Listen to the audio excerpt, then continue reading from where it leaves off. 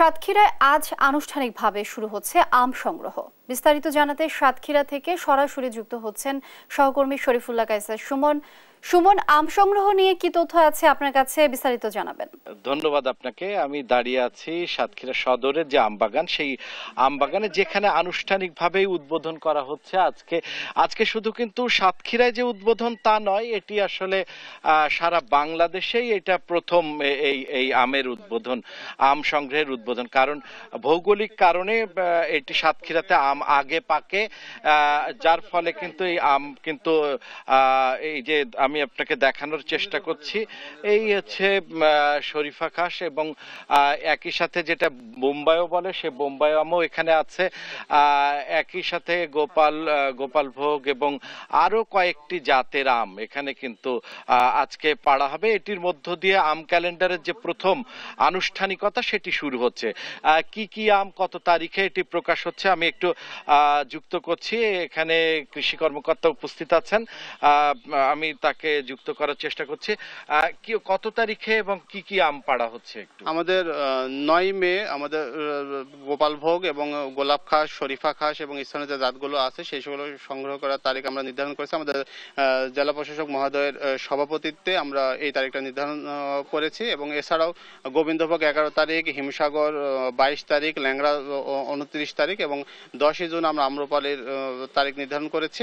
আমাদের কৃষকদের আমরা মধ্যে এবং আমাদের যারা আম ব্যবসায়ী আছে তাদের মধ্যে প্রচার প্রচারণা চালাচ্ছি যে তারা যেন এই তারিখটা মেনে বাজারে আম বাজারজাত করেন। এবং আমাদের যারা ভোক্তারা আছেন তাদেরকে আমরা আহ্বান জানাবো যে বিভিন্ন জেলার যে আমের ক্যালেন্ডার আছে এই ক্যালেন্ডারটা মেনে এবং জাত দেখে তারা যেন বাজার থেকে আমটা সংগ্রহ করেন এবং সেটা আপনারা বাসায় নিয়ে যান। হ্যাঁ, আমরা যেমনটি শুনছিলাম যে এখানে কিন্তু বিশেষ করে সাতক্ষীরার যে আমের আকর্ষণ তার মধ্যে কিন্তু মূলত হচ্ছে এখানে আম হচ্ছে যেগুলো হিমসাগর আম, সেই হিমসাগর আমটিই কিন্তু মূলত সাতক্ষীরার আমের মধ্যে সবচাইতে বড় আকর্ষণ। তো আমি এখানে চাষিদের কাছে একটু জানতে চাই, যদিও এটি কিন্তু অফ এয়ার বলে যেটি বলা হয় সেটি কিন্তু এবার সেটি সেই মৌসুমটি বিরাজ করছে, যে কারণে কৃষকদের মধ্যে দুঃখ থাকলেও এবার এই বর্ষা এবং সামগ্রিকভাবে যা হয়েছে তাতে একেবারে খারাপ হয়েছে বলে মনে হয়নি। আমরা কৃষকের সাথে কথা বলবার চেষ্টা করছি। কেমন হয়েছে আম? আসসালামু আলাইকুম, আমার নাম মকসুদ মোড়ল, আম ব্যবসায়ী। দেখা যাচ্ছে আম খুবই ভালো। এতদিন আপনার বর্ষা ছিল না বলে আমরা সাতক্ষীরা হয়েছে ছোট এবারে। আর অসাধু লোকের কিছুদিন আগে আম সাতক্ষীরা থেকে গেছে, ওই আমটা খাতি তেমন ভালো না। আমাদের এখন সরকারিভাবে যেভাবে অনুমতি দিয়েছে আমরা আজকের থেকে ভাঙতেছি। হ্যাঁ, যেভাবে বলছিলেন এখানে আম চাষি, যে এখানে কিন্তু নির্ধারিত তারিখের আগে কৃষি অফিস বা জেলা প্রশাসন কিন্তু আম পাড়তে দেন না, এবং পারলে কিন্তু এটি অন্য জেলায় যেমনই হোক না কেন সাতক্ষীরায় কিন্তু সেই আম কিন্তু নষ্ট করে ফেলা হয়, সেই আম কিন্তু ভোক্তাদের কাছে কোনোভাবেই পৌঁছতে দেওয়া হয় না। যে কারণে কিন্তু এই 9 তারিখের আগে পর্যন্ত কৃষি অফিসের যে তথ্য তা অনুযায়ী কিন্তু 50 মেট্রিক টন আম কিন্তু ধ্বংস করা হয়েছে, যেটি কিন্তু ভোক্তা পর্যায়ে পৌঁছানো দূরে থাক, কোনোভাবেই সেটি কিন্তু সংরক্ষণ করাও হয়নি। নির্ধারিত তারিখ যেটি আম ক্যালেন্ডার ঘোষণা করা হয়েছে, যেটি গোপালভোগ বা এই যে শরীফা ঘাস বা বোম্বাই এই জাতীয় আম দিয়ে যেটি পাড়া শুরু হচ্ছে, সেটি কিন্তু শেষ হবে আম্রপালি দিয়ে। কিন্তু মূল আকর্ষণ হচ্ছে হিমসাগর।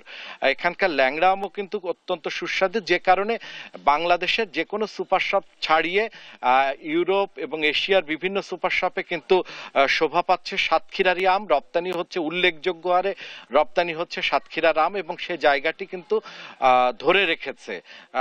এইবার অফ এয়ারের কারণে এইটি উৎপাদনটি কম হলেও এটি কিন্তু অতীতের রেকর্ড। আগামীতে আবার সেটি কিন্তু চাষাবাদের দিকে মনোযোগ দিয়ে এবারের সংকটটি কাটিয়ে উঠবে বলে এখানকার চাষিরা মনে করে। এই ছিল আজকের যে আম সংগ্রহের যে কার্যক্রম, বাংলাদেশে প্রথম যেটি সাতক্ষীরা থেকে শুরু হচ্ছে, সেটার সর্বশেষ। সুমন, ধন্যবাদ আপনাকে। দর্শক, আম সংগ্রহ নিয়ে বিস্তারিত জানছিলাম সহকর্মী সুমনের কাছ থেকে।